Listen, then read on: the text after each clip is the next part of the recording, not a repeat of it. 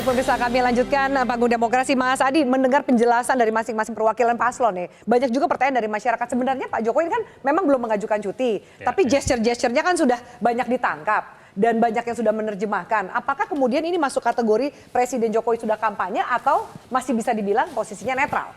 Ya, kalau bagi saya sebenarnya perdebatan soal hukum itu sudah selesai ya. Ini cukup debatable karena masing-masing paslon ini punya standing position yang saya kira argumennya sama-sama kuat. Ya. Bahkan kalau kita mau preteli satu persatu dalam Undang-Undang Pemilu nomor 7 2017, kan pasal 282 dan 283 itu kan ada klausul yang mengatakan bahwa pejabat publik haram hukumnya melakukan aktivitas yang menguntungkan salah satu calon. Betul. Meski pada pasal 299, 281 memperbolehkan presiden dan menteri itu melakukan kampanye politik, tapi syaratnya dua, cuti atau dia tidak menggunakan fasilitas negara.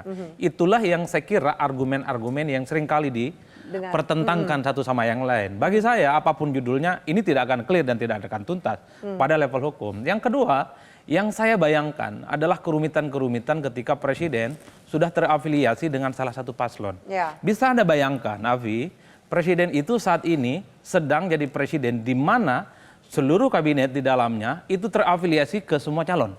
Bisa dibayangkan suasana hati menteri-menteri dari PDIP. Ketika Pak Jokowi teridentifikasi memberikan dukungan kepada Prabowo dan Gibran.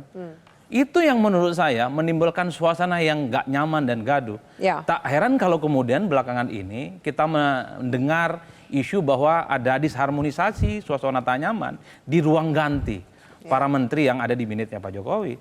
Tentu misalnya di kubunya Pak Amin, di situ ada Nasdem dan ada PKB yang saya kira tegak lurusnya untuk memenangkan paslon nomor 1. Sementara pada saat yang bersamaan Pak Jokowi, kemudian ada PAN di situ, kemudian ada Golkar, saya kira totali akan mendukung pasangan Prabowo dan Gibran.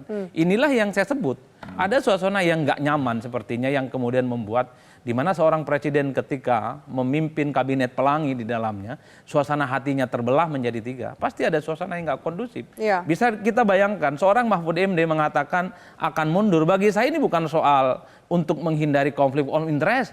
Bukan karena misalnya untuk menghindari tidak habis oper, bukan. Ada suasana nggak nyaman. Karena dalam setiap event-event politik penting, nyaris misalnya Pak Jokowi itu tidak pernah menunjukkan dukungan politiknya kepada Pak Mahfud. Pak Mahfud ini kurang apalah kira-kira begitu. Orang baik, profesor yang sebenarnya sangat layak untuk di-endorse. Dua hal ini yang saya kira menurut saya menjadi catatan kritis dalam perdebatan kemana sebenarnya arah dukungan presiden boleh atau tidak, baik secara politik ataupun hukum. Yang ingin saya katakan adalah bagi saya tanpa disampaikan bahwa Pak Jokowi jadi tim sukses, tanpa dikatakan Pak Jokowi itu adalah berkampanye untuk paslon, orang semuanya sudah tahu. Jadi udah rahasia umum lah ya. Sudah jadi rahasia umum. Justru Ya. saya berharap presiden itu menunjukkan kepada publik jadi tim sukses dari Jurkam untuk memenangkan Prabowo dan Gibran. Apalagi yang ditunggu? Jadi tanggung, selesai. jangan tanggung gitu. Apalagi yang ditunggu, Avi? Orang semua tahu. Bahkan Kaisang mengatakan bahwa dukungan politiknya untuk pileg aja itu kan buat PSI. Apalagi sih yang ditunggu? Yang ditunggu ya cutinya gitu. Betul, kan. apalagi misalnya banyak billboard, banyak billboard, banyak baliho yang kita tahu bahwa yang tegak lurus dengan Jokowi pilih PSI. Partainya Jokowi adalah PSI. Apalagi yang ditunggu?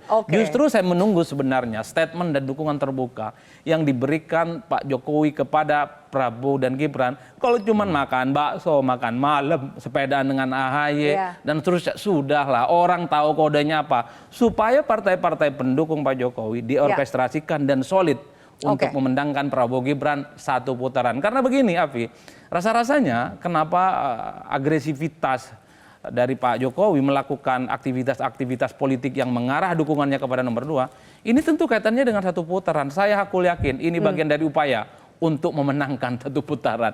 Semua resource politiknya, tim sukses, tim pemenangannya dikerahkan oleh Pak Jokowi. Bisa kita cek.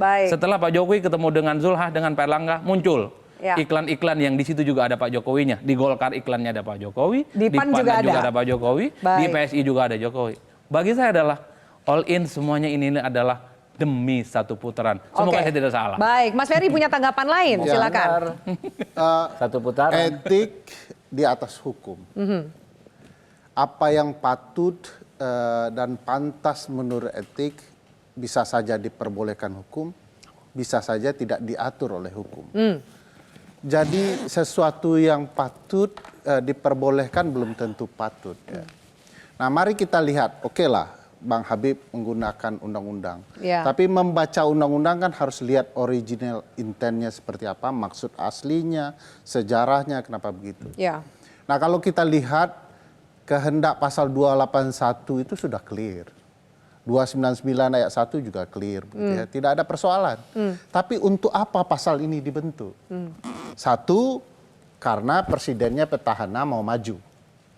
Jadi supaya ini jujur dan adil, dia harus cuti dan tidak menggunakan fasilitas negara. Karena tidak akan adil seorang presiden petahana bertarung kemudian masih di atas panggung kekuasaannya. Ya. Jadi dia harus dibatasi. Yang kedua, sudah 2 periode menjadi presiden tetap diperbolehkan. Karena apa? Karena dia kader partai dan harus mendukung partainya. Tidak mungkin presiden seolah-olah tidak mendukung partainya. Nah, ini yang pertama di dunia case Presiden Jokowi ini, termasuk di Amerika. Ya. Betul ya, Hillary didukung Bill, bahkan sebelum Obama didukung Obama, setelah itu Obama didukung Hillary, sama partainya. Tidak ada partai yang loncat. X, lalu dia masih di partai itu, Ya. tetapi mendukung partai lain, tidak ada. Yang hari ini terjadi? Yang hari ini terjadi khusus dan harus dibaca dengan baik-baik. Oleh karena itu, melihatnya tidak hanya di konteks undang-undang pemilu. Ya. Harus dilihat kemana undang-undang yang kemudian bicara soal keadaban. Contoh misalnya, pasal 5, angka 6, Undang-Undang 28 tahun 99, Undang-Undang tentang penyelenggaraan negara yang bersih dan bebas KKN, korupsi, kolusi, nepotisme. Ya.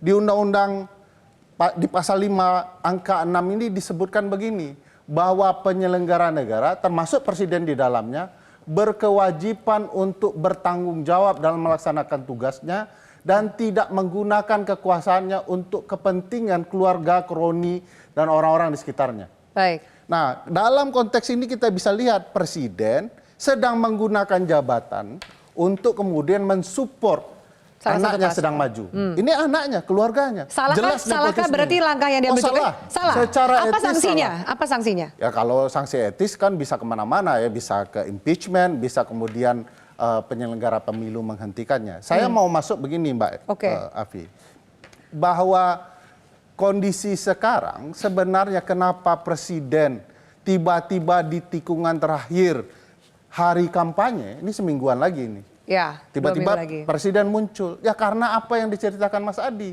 bahwa angkanya belum sampai 50%. Perlu orang penting yang preferensinya bagus untuk mengendorse pasangan calon ini. Kalau tidak ada kekuatan Jokowi, akan sulit kemudian sampai ke angka yang diharapkan. Disinilah pertanyaan besar kita, bukankah ini bentuk nepotisme yang menggunakan jabatan dan berkedok seolah-olah ini netral? Baik. Seolah-olah diperbolehkan. Baik, silakan. Mas Abi apa menanggapi? Silakan. Target 1 putaran, kemudian turun gunung Jokowi memenangkan Jadi, 02. Pak Ferry ini udah rangkap status. Tidak. Ahli hukum dan ahli politik. Ahli hukum yang mencampurkan analisa politiknya. Kalau itu beliau tidak belajar sekolah hukum tata negara. Kita dengarkan di kuliah Fakultas Hukum, di mana-mana dosen ngajar ilmu politik. Nggak belajar adab. Saya udah dipersilakan bicara, Anda potong. Silakan, Mas Habib. Oke, baik itu dua-duanya saya potong dulu supaya tidak terpotong. Salah menggiring Usai jeda publik saya berikan kesempatan supaya lebih banyak karena durasinya tinggal sedikit lagi. Baik, usai jeda pemirsa kami lanjutkan sesaat lagi.